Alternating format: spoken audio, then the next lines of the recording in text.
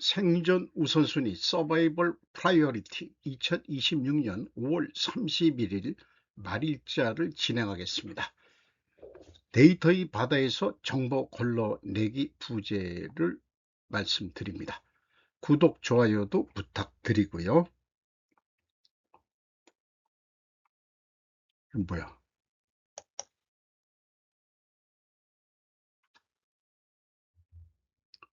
오늘의 편집 내용입니다. 중국 해군 옵션 1타 China is losing some naval option을 제가 이렇게 번역을 해봤습니다. 피터 자이안 2026년 5월 26일자 뉴스레터입니다. 최근 필리핀에서 일본의 타입 88 대함 미사일 시스템과 미국의 타이폰 발사체와 관련된 몇 가지 시험이 있었습니다. 트럭에 장착된 이 시스템들은 고정된 기지에 의존하지 않고 섬 전체를 이동할 수 있습니다. 이 시스템들은 첫 번째 섬 체인에 배치하면 중국의 해군 접근이 더 넓은 태평양으로 제한될 것입니다. 우리는 또한 일본이 중국 해군력을 억제하기 위한 광범위한 지역적 노력에 반영되어 새로운 국방정책 시대로 나아가는 것을 보고 있습니다. 이 부분이 제1도련선이라고 아마 얘기를 하는 것 같고, 그 다음에 이쪽이 제2도련선이라고 얘기를 하는 거로 되어 있죠. 필리핀에서 그 미사일 시스템 시험 발사, 여기서 이 남중국해를 겨냥해서 한 모양입니다. 이 뒤에 뉴스도 있습니다만은 주한 미군 사령관이 그 한국을 그 비수에 비유를 했죠. 그래서 한국은 비수가 아니라 좀 더 그 무서운 번개로 비유하라. 저는 거꾸로 그렇게 또 재촉하고 싶은 그런 마음이 들어가네요. 이 별표가 있는 것이 그 메이저 나발 패실리티 해군 기지들이란 게 있는데 타이완에만 3군데 기지가 있군요. 그리고 그 상하이 쪽에 있고 그 다음에 뭐 홍콩 쪽 하이난섬, 산동반도, 중국은 한 4군데 있고, 그러니까 그 남중국해 쪽으로는 좀 취약하니까 필리핀에서 한 것 같고요. 오키나와하고 그 다음에 이 큐슈 지역의 이 좀 해군 기지들이 대중국을 향해서 돼 있는 거고, 한국은 요게 그 제주도 해군 기지인지 부산인지 정확하게 표현은 안 돼 있습니다. 요즘 유행은 이 동아시아 지도를 이렇게 뒤집어 보는 것으로 유행을 하고 있는 것 같습니다. 어,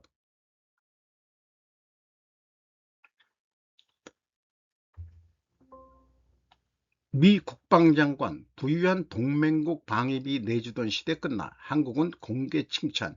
이윤정 경향신문에서 5월 30일. 로이터 통신에 따르면 헤그세스 장관은 이날 싱가포르에서 열린 아시아 안보회의 샹글리라 대화 연설에서 미국이 부유한 국가들의 방위를 보조하던 시대는 끝났다고 밝혔다. 그는 우리에게 필요한 것은 보호국,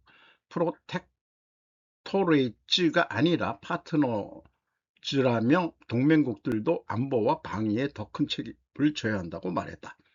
특히 미국은 북대서양 조약기구 회원국들을 비롯해 아시아 동맹국들에게도 국내 총생산 대비 국방비 지출 확대를 요구해왔다.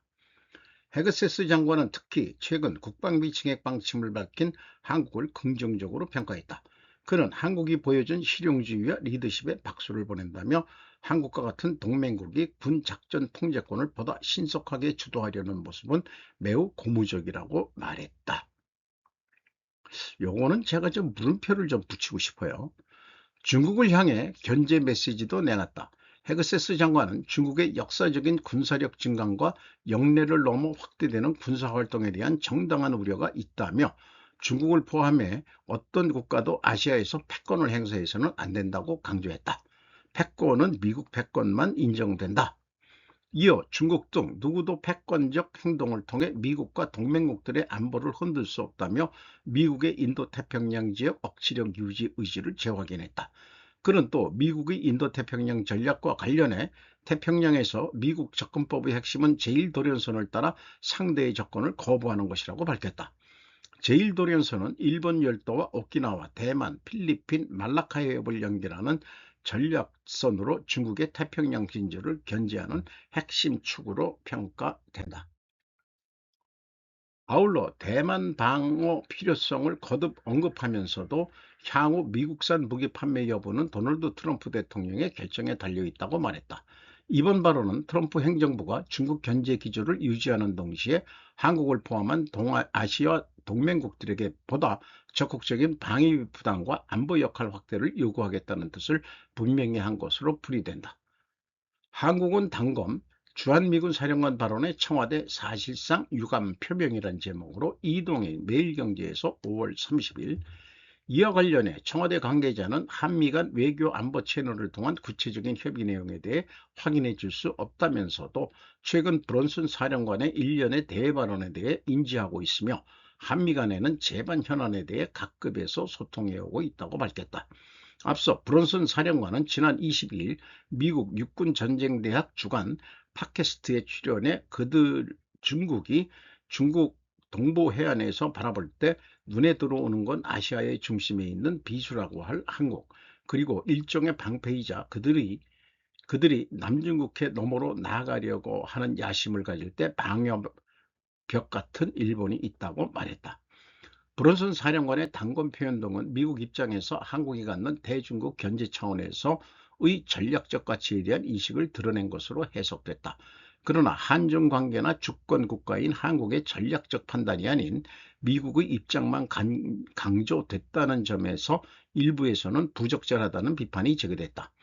여당인 더불어민주당 부승창 대변인은 또 중국을 향해서도 대한민국 주재 대사관을 통해 한국 언론을 상대로 미국을 비판한 중국 정부의 대응 방식도 적절치 않다며 자국을 겨냥한 발언이라는 사정을 모르진 않으나 한국 여론을 끌어들이려는 모양새는 이웃나라가 갖춰야 할 외교적인 자세와는 거리가 멀어 보인다고도 비판했다. 안보 파트너로 격상 발언도 하지만 은근히 한국의 현 정권을 떠보는 테스트일 수도 있겠다. 확실한 내 편인지 아닌 것 같거든요. 그렇게 생각이 들어갑니다. 현 정권이. 그 근처의 도로가 활주로에 스웨덴이 궁극의 게릴라 전투기를 우크라이나에 공여 발표, 최대 36대를 취득할 방침. 탈권 뉴스입니다. 5월 30일 그리펜 공여 취득 양궁 정상 발표. 스웨덴의 크리스텐센 수상과 동국을 방문 중인 우크라이나의 젤렌스키 대통령은 2026년 5월 28일 우크라이나가 스웨덴과 동국제의 전투기인 그레펜을 공여받는 것을 공동으로 발표했습니다. 우크라이나는 첫 회분으로 최대 20대의 그레펜 EF 전투기를 취득할 의향을 보였고, 스웨덴도 자국 공군이 운용하는 그레펜 CD 전투기 중 최대 16대를 우크라이나에 공유할 의향이라고 밝혔습니다. 아울러 스웨덴 정부는 우크라이나에 공유되는 스웨덴 공군의 그레펜 CD 매립을 위해 새로운 기체 취득에 관한 예산 조치도 강구하겠다고 밝혔습니다. 그레펜은 스웨덴을 대표하는 방위 관련 기업인 사브사가 개발 제조하는 전투기입니다. 단거리 이착륙 STOL 스톨 능력을 가지고 가설 활주로나 일반 도로로부터 운영도 가능하기 때문에 분산 운영에 의한 높은 생존성과 즉응성을 실현할 수 있습니다. 또한 운영 정비 비용이 낮고 정비성도 우수하며 다양한 탑재 병장으로 공대공 전투뿐만 아니라 대지, 대함 전투도 가능합니다. 이번 발표를 두고 사브사의 미카엘 요한슨 사장 겸 CEO는 다음과 같이 말했습니다. 오늘 발표로 스웨덴과 우크라이나가 사브와 함께 세계에서 가장 선진적인 전투기인 그레펜을 우크라이나가 운영할 수 있도록 하기 위한 한 걸음 더 나아간 것이 매우 자랑스럽다고 발표했습니다. 우리는 우크라이나에 의한 그래펜 취득과 스웨덴 정부에 의한 공여기의 후계 능력 정비 양쪽 모두를 지원할 수 있기를 기대하고 있습니다. 향후 우크라이나 정부와 스웨덴 정부는 그리펜 EF 취득을 관한 최종 협상을 진행할 예정입니다. 또 스웨덴 공군이 공유로 잃는 전력을 보충하기 위한 후계기 조달에 관한 협의도 조만간 개시될 예정이라고 합니다. 이 사진은 젤렌스키가 스웨덴으로 갈 때 전투기가 와서 보호하는 그런 장면의 동영상이고요. 요거는 사진에서 소개한 그리펜 전투기의 사진입니다. 중국 부동산과 청년 실업으로 망한다. 첨단 산업으로 경쟁력 더 높아진다. 두 가지 견해에 대한 제목으로 신금미 원광대 한중관계연구원 초빙 교수라고 되어 있습니다. 프레시안에서 5월 29일 보도한 내용입니다. 신질 생산력으로 재편되는 중국 경제, 과거 산업고도화 전략과 무엇이 다른가? 중국 간자체를 그대로 사용하는 친중 언론 같은 요거를 하더라도 자기네들은 여기 그 간자체로 했다 그래도 우리나라 언론에서는 우리나라 한자가 있잖아요. 질도 이렇게 보면은 이게 질자인지 우리는 알 수가 없습니다. 공산당 할 때 생산, 이런 것도 뭐 간자체 이런 것 같다 하는데 우리나라 한자가 있지 않습니까? 그런 거로 해줘야 국민에 대한 얘기 아닌가요? 이거는 니들이 중국 간자체를 배워서 읽으라는 얘기 아닙니까? 이런 개똥 같은 프레시안 그렇게 안 봤는데 얘네들도 좌파 언론인 것 같습니다. 최근 중국 경제를 둘러싼 국제사회 평가는 다소 엇갈린다. 한편에서는 부동산 경기 침체와 지방정부 부채, 청년 실업 문제 등을 이유로 중국 경제 위기론을 제기하고 있고, 다른 한편에서는 첨단 산업과 제조업 경쟁력 확대를 바탕으로 중국의 산업 영향력이 오히려 강화되고 있다는 평가도 나온다. 신질 생산력은 과거의 값싼 노동력과 대규모 투자, 부동산 및 중장대 산업 중심 성장 발식에서 벗어나 과학기술 혁신을 중심으로 첨단 제조업과 미래 산업을 육성해 새로운 성장 동력을 구축하려는 산업 전환 전략이다.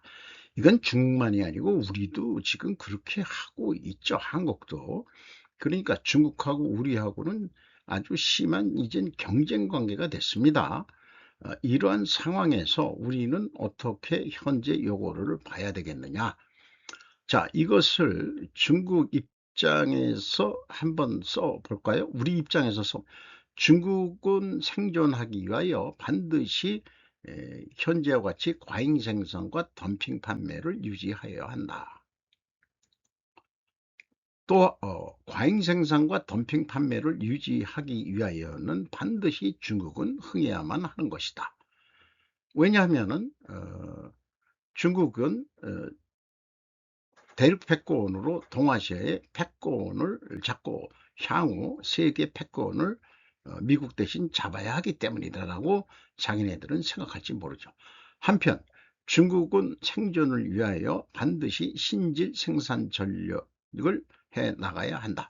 신질 생산력 전략을 하기 위하여는 반드시 우리 입장에서는 중국은 반드시 망해야 합니다.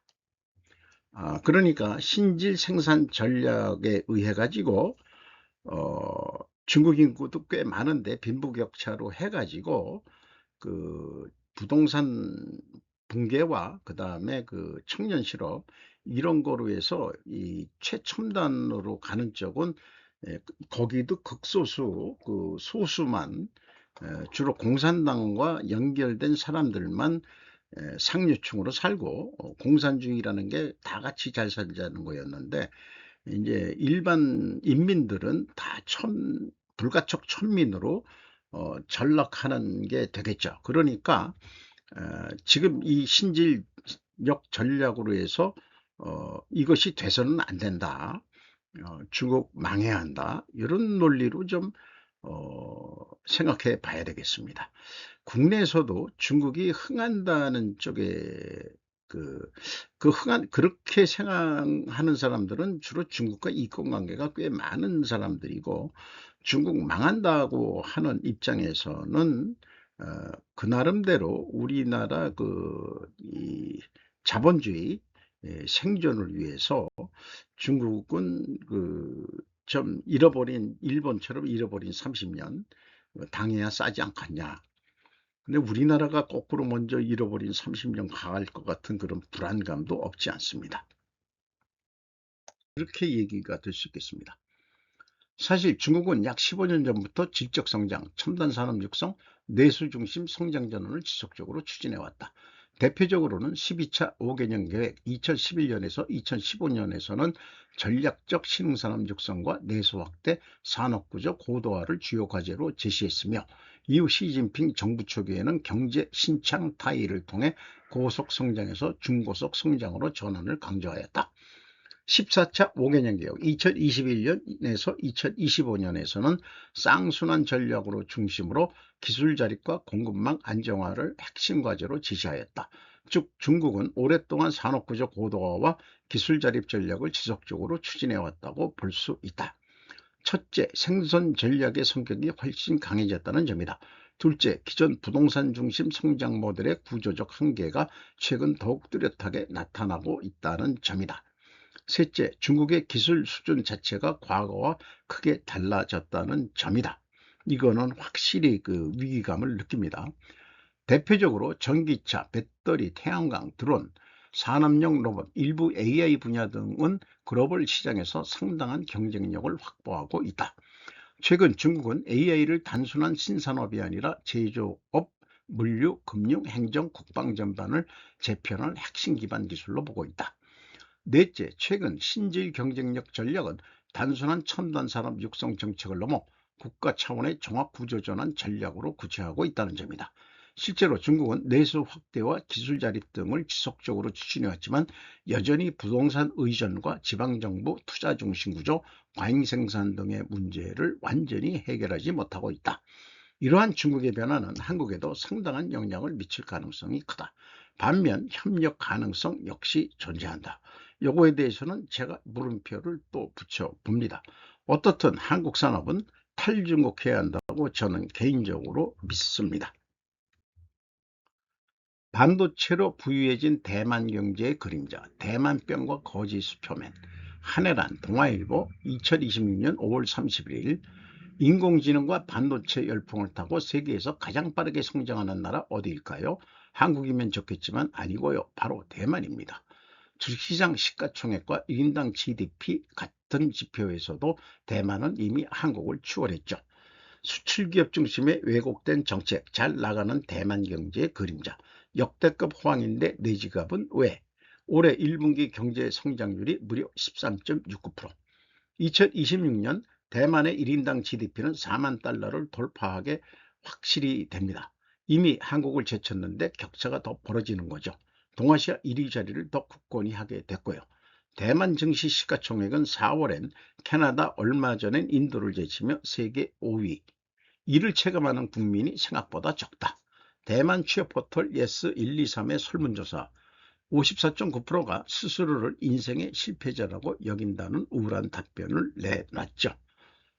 대만의 건널목에서 대만도 젊은이들이 꽤 많네요. 노인네들 얼굴이 좀 잘 안 보이는 것 같습니다. 계란껍질로 밀려나는 청년들. TSMC를 포함한 반도체 산업은 대만 GDP의 20% 이상을 차지하는데요. 이 분야의 고용 인원은 고작 30만 명, 대만 전체 노동자 1100만 명의 3%가 채 안 되죠. 범위를 IT 제조업으로 잡아도 고용 인원은 총 100만 명 정도인데요. 서비스업이나 전통 제조업에서 일하는 나머지 90% 이상의 근로자엔 이 AI 붐이 딴 세상 이야기일 뿐입니다. 대만 통계청이 집계한 근로자 평균 월급은 고작 4만 6천 대 대만 달러 220만 원에 그쳤어요. 한국 월 383만 원의 60%에도 못 미치는 거죠. 사실 대만은 한국보다도 평균 노동시간이 연간 100시간 이상 더 긴 세계적으로 오래 일하기로 유명한 나라이거든요. 일은 많은데 손에 쥐는 건 보잘것없다는 불만이 터져 나올 수밖에 없습니다. 수도 타이베이의 최근 중위소득 대비 주택가격 비율은 15.41배로 이미 홍콩 14.4배 넘어섰어요. 참고로 서울은 13.9배. 그러니까 연간 월급을 연봉을 우리나라는 13.9년을 모아야 집을 살 수 있다는 얘기죠. 그동안에 뭘 먹고 살 수 있는지는 모르지만은 그대로 모은다 그래도 그런 얘기인데 수도 타이베이의 주택 가격도 엄청 높다는 걸 얘기하고 있습니다. 요즘엔 흰자도 아닌 계란껍질 구역에 집을 얻는 젊은 층이 늘어갑니다. 인프라가 열악하고 도심 접근성이 떨어지는 변두리로 밀려나는 거죠. 바로 거지 슈퍼맨, 편의점에서 유통기한이 임박해 할인 판매하는 식품만 골라 사는 알뜰족을 일컫는 말인데요. 일본에 가서 유학을 할 때도 그 거지 슈퍼맨으로 유학생들은 살아야 됩니다. 대만의 지난해 합계 출산율은 0.695명으로 사상 최저치를 기록. 수출 기업을 키우기 위해 국민이 치른 대가, 여기에도 제가 물음표를 붙여봅니다. TSMC를 포함한 대만 반도체 산업이 이룬 놀라운 성공이 오로지 기업과 임직원의 역량으로 거둔 성과라고 할 수 있을까요? 그 성장의 발판을 마련해 주기 위해 대만 국민이 감수해야 했던 희생과 부담은 없을까요? 요것도 물음표를 붙여봅니다. 4명의 대만 경제학자가 2021년 공동 집필한 시부이 특권, 부자가 되는 특권, 프리빌리지 오브 웰스라고 되어 있습니다. 인데요. 부재, 지난 20년간 우리가 중앙은행 정책에 치른 대가에 나와 있듯이 대만 중앙은행의 정책을 조목조목 비판한 책입니다. 중앙은행은 수출 대기업을 지원하기 위해 인위적으로 대만 달러의 통화 가치를 낮게 유지, 평가절하하는 정책, 초저금리를 고수했고요. 중앙은행이 찍어낸 돈으로는 미국 달러를 왕창 사서 막대한 외화 보유액을 쌓았죠. 대만 외화 보유액은 세계 6위로 12위인 한국보다 훨씬 많음. 장기간 초저금리로 풀린 막대한 유동성이 부동산 시장으로 쏠린 거죠. 살인적인 집값 폭등을 야기해서 국민의 삶의 질을 무너뜨리고 출산율까지 떨어뜨린 그 주범. 따져보면 바로 수출기업 밀어주기에 올인하여 중앙이었던 셈입니다. 국민을 가난하게 만들면서 대기업을 키워주는 왜곡된 정책이 이런 부작용을 낳은 거죠. 이 현상을 설명하면서 영국 이코노미스트지는 이를 대만병 또는 포모사 독감이라고 부를 수 있다고 지적. 통화가치 절하와 저금리라는 정책 기조는 여전히 달라진 게 없죠. 역대급 경제 성장에도 국민의 삶이 쪼들리는 모순이 해결될 기미가 좀처럼 보이지 않는데요. 과연 대만 경제는 그동안의 성공 공식에서 벗어나 스스로 대만병을 치료할 결심을 할 수 있을까요? 다른 경제학자의 낙수 효과도 같이 병행해서 기사화해야 균형 있는 기사가 될 것이라고 저는 생각합니다. 대기업을 악으로만 모는 좌파 언론의 행태를 여기서도 좀 보는 것 같습니다. 글로벌리스트에 종속된 한국의 여야 정치인들, 김정민 국제전략연구소 5월 30일, 김세희 구속, 은연장시 공격 의외로 조용한 우파들, 나는 가로세로 연구소에게 상당한 공격을 당했었다. 우린 엄청난 폭발을 당했었다. 유튜브 채널을 가로세로 연구소 쪼개지고 각계경파를 당하고 있다. 결정적인 이유는 박근혜를 건드렸기 때문이라고 생각한다. 적당한 선을 지키지 못했다. 박근혜 팔이 건드렸기 때문에 잘 무너졌다고 생각한다. 김세희는 콘텐츠가 없다. 우린 10년 가까이 된다. 우린 주옥같은 콘텐츠를 유지하고 있다. 여러분이 모르는 안드로메다와 같은 방송을 한다. 우리는 계속 공부하고 연구한다. 이게 제일 문제다. 자료 수집 분석하는 시간이 필요하다. 금요일 방송은 예측에 대한 방송을 많이 한다. 예측을 하려면 준비를 무지막지하게 만들어야 한다. 정치 이야기하는데 연예인 빤스 사건을 왜 끌어들이냐? 옳지 않다. 내가 가로세로 연구소 공격한 원인은 성희롱을 비판했었다. 돈 계좌를 깔아. 그리고 나를 공격했다. 걔네들 뒤에 국정원이 있었다. 나는 공산당을 더럽게 싫어한다. 한국이 중국화되어 가고 있다. 반중 친미의 오리지널 원전은 나다. 문제는 편이 있어야 한다. 그런데 같은 편이 되고 자 하는 자들이 다 부패되어 있다면 대중에게 인정을 받지 못한다. 그렇다면 공산세력과 싸워서 이길 수는 없다. 단지 기득권 지키려고 싸우려는 것이다. 그 기득권이 부정선거로 나왔다는 것이 문제고 내가 왜 덕고다이냐의 문제인 것이다.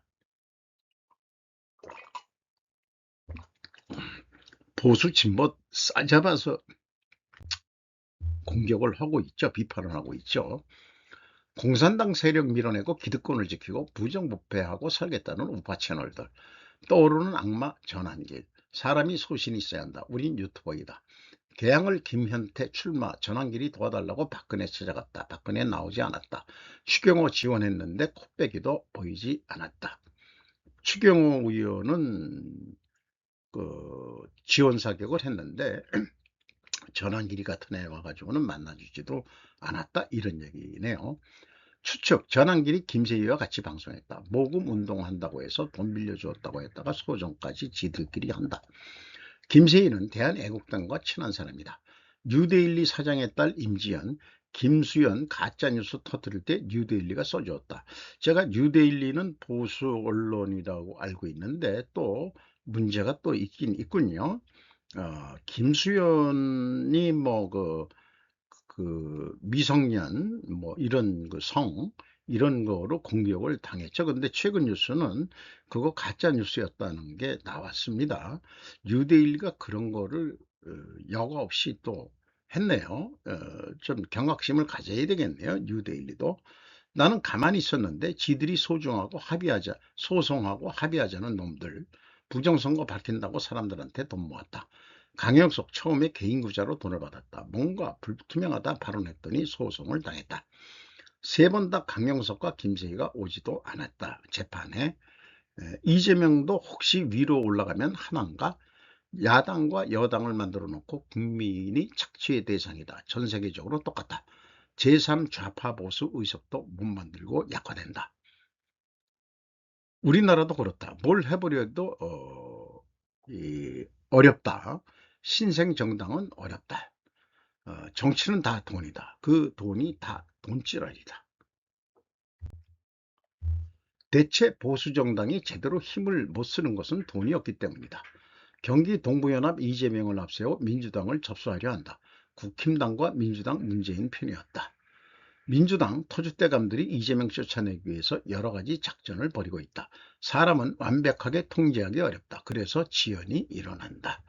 탁 치면 억하고 쓰러질 것 같은 표정들. 이게 우리나라에 와서 살았던 쌤인가 그 친구죠. 근데 요즘은 방송이 이상하게 안 보이대. 호주로 다시 이사를 갔나요? 한국 여자하고 결혼했던 거로 알고 있는데 그 MBC에서 이런 거 진짜 사나이 이런 거 할 때는 아무 얘기도 안 하다가 MBC는 되고 왜 스타벅스만 문제냐? 그 PD도 자르고 사과해야 하지 않냐? 필요 이상의 과잉 탄압을 하는 민주당. 그건 국민들이 작용화되었기 때문이다. 또는 언론과 정치인들이 포커스를 맞추어 주냐 마냐이다. 스타벅스에 의외로 사람들 많이 간다. 선전선동하는 민주당. 근데 뉴스를 보면은 스타벅스가 한산하다 하는 뉴스를 또 하고 있는데요. 제 동네 가까운 데도 스타벅스가 있습니다만 워낙 비싸니까 저는 1년에 KT 멤버스로 4,000원 할인 3개월에 한 번 하나요? 그때 한번 가서 하는 정도고 주로 커피는 집에서 그냥 타 먹습니다. 좀 그것도 용돈 아끼려고. 어쨌든 스타벅스 커피 먹어보면은 딴 데 거보다 좀 더 진하고 좀 맛이 다르긴 달라요. 어, 선전선동하는 민주당. 역작용으로 스타벅스가 늙은 사람들이 많아졌다. 그러나 결과는 어떻게 될까? 한국의 유통망, 한국에 들어와서 월마트 등 대형 외국 업체들 다 나갔었는데 미국 애들도 음흉하다. 백인 인종차별 되냐 안 되냐. 우리는 육식동물도 아니고 초식동물이라서 그렇게 험악하지 못한가. 그러니까 이 정영진 씨를 공격하면서 스타벅스 코리아 직원을 좀 싸게 살려고 또 얘네들이 또 그러는 거 아닌가 이런 기회 때 이렇게 하는데 그 탁 치면 억하는 게 그 박청철 치사 사건 때 그 나온 게 계속해서 써먹고 있는 건데, 지들이 하면은 되고 남이 하면 안 되고 내로남불의 전형적인 거죠. 단일화 시스템은 안 만드는 사람들, 경쟁 관계로 만들어 지배한다. 아나콘다, 물소 잡아먹고 배 찢어져 죽는다. 내란 세력 척결하겠다고 소수가 다수를 지배하려고 하니 사람이 딸린다. 사람이 없다. 왜 그렇게 무식해? 인천에 대해 전혀 모른다. 아마 그 민주당이 배 찢어져 가지고 죽을 거라는 것을 비유해서 얘기하는 것 같습니다. 이재명이 지명한 자들 다른 실력은 없고 내란 세력 척결로 이기려고 한다. 이미 끝난 거를 가지고 또 무슨 척결이냐. 김건희, 윤석열 생방하면서 자신들 것은 하지 않는 연합파티 엄한가게 지명해서 망하게 할 뻔했다. 다시 특검한다고 불리하니까 안 하려고 한다. 박상현 검사가 탄핵받는데 이유가 억지스럽다. 외부 음식물을 피의자에게 제공했다고 보고 정직 2개월 징계를 했다. 근데 그 드라마 뭐 이런 걸 보면은 그 저기 진술을 제대로 시키게 만들기 위해서 설렁탕이나 뭐 이런 거 그냥 사다 주잖아요. 법적으로는 안 되는지 어떤지는 잘 모르겠습니다만은 음, 너무 공색한 무리한 징계. 그러니 공개 재판을 하지 않는다. 전두환은 법대로 했었다. 중국 BYD 치아 사지 말라. 온도차 심한 지역 배터리가 수명 짧다. 모든 전기차가 배터리 규격 통일되어 있지 않다.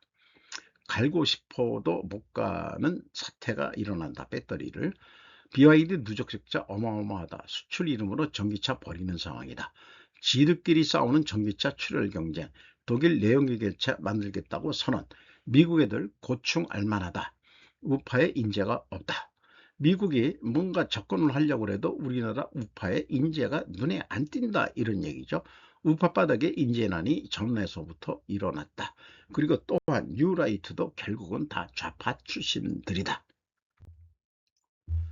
그래서 이런저런 템플릿 자료지만은 갈등 해결에 서막해가지고 과거로 자꾸 공격하지 말라. 좌양평준화 해봐야 해결책이 물리적으로 불가능하다. 따라서 우양조정을 해서 오늘의 기준들을 미래 방향으로 밀어내서 해결책을 찾아야 된다. 이런 얘기가 되겠습니다.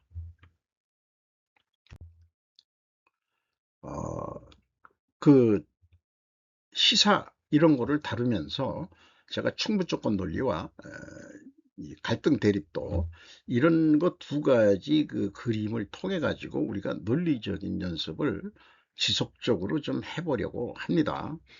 그 앞에 갈등 해소도는 이 방송할 때 다시 수정해 가지고 재녹화를 해야 될 것 같아요. 소리내어 읽어보면 내가 이게 뭔가 잘못 작성했다. 그래서 소리내어 읽어봐야 되는데 제가 그 원칙을 못 지켰던 겁니다. 저로서는 이거에 공감해 가지고 신보수서는 어, 그거를 K보수라고 저는 좀 얘기하고 싶습니다. 오늘도 좋은 하루 되시기 바랍니다. 굿다이. 다시 한번 이쪽에 제가 칠각형을 그렸는데요. 육각형도 아니고 팔각형도 아니고 좀 균형 있는 감각을 얻으려면은 이 상권 분립이라고 그러지만 언론도 물론 요즘은 제4의 권력이라고 하죠. 근데 이 사람들이 이 위로 존경해내고 그 좀 그 겸손한 자세, 자기들이 자기들보다 위에 있는 사람들이 있다, 이렇게 생각하는 게 뭐냐 그러면은 국민이 첫째고 그 다음에 기업. 이 기업이 돈 벌어서 이 경제가 돌아가니까. 그리고 종교도 무시할 수는 없는 것입니다. 이런 7가지의 그런 분야를 균형 있게 다룰 수 있는 그런 언론을 저는 희망하는 거죠. 이상 마치겠습니다.